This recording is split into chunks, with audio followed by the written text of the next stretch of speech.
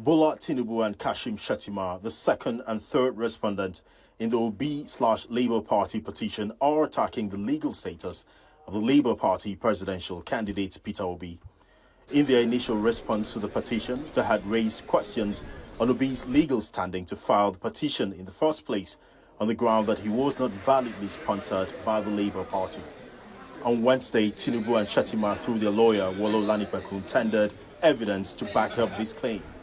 It is the membership list of the Labour Party for Anambra State, along with a forwarding letter of membership registration of the Labour Party sent to INEC and dated February 25, 2022.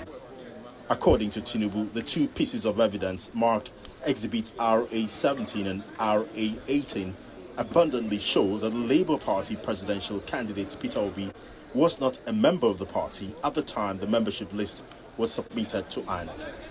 Their argument is anchored in Section 77 of the Electoral Act 2022, which makes it mandatory for each party to maintain a membership register in hard and soft copy and to make such register available to the Commission not later than 30 days before the date fixed for primaries, congresses and conventions. The respondents seem to say that by the time the list was submitted to INEC, Obi was not a member of the Labour Party and so was not validly nominated and does not have the basis to file an election petition.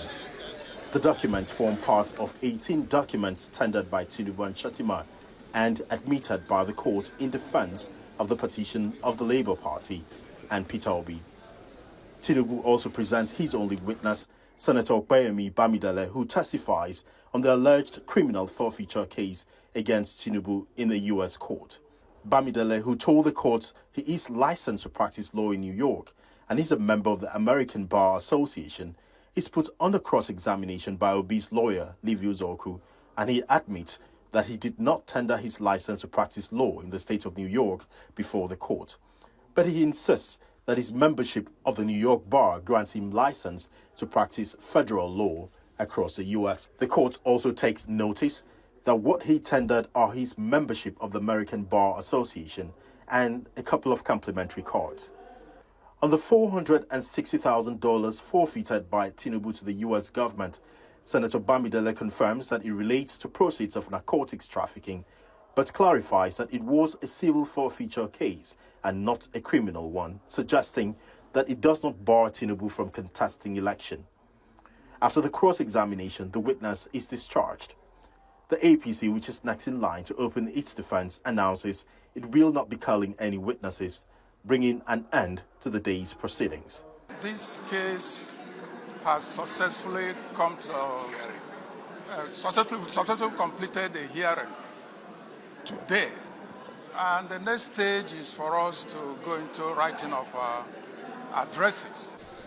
Tinubu and the APC also laid down similar legal strategy in the petition of Atiku Abubakar and the PDP, which commenced few hours later. Senator Bamidele is again put in the witness box and taken through cross-examination by the petitioners. I think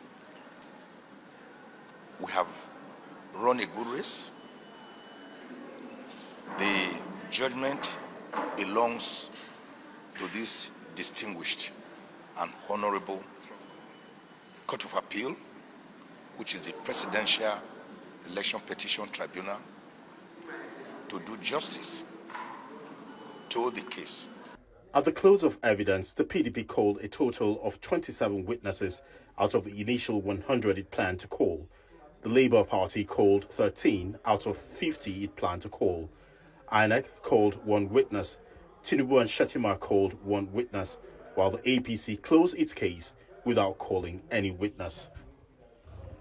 The third stage in the hearing of the presidential election petition has just been rounded off, with the conclusion of the submission of evidence by the respective parties. The next stage is the address stage, which is a penultimate stage before decision time, which is the judgment day. The court has directed that the respondents file their addresses within 10 days, while the petitioners have 7 days to reply. 5 days have been given to the respondent if they wish to file a reply on points of law, after which the court will appoint a date for adoption of the addresses. Utabo Moran, AIT News, Abuja.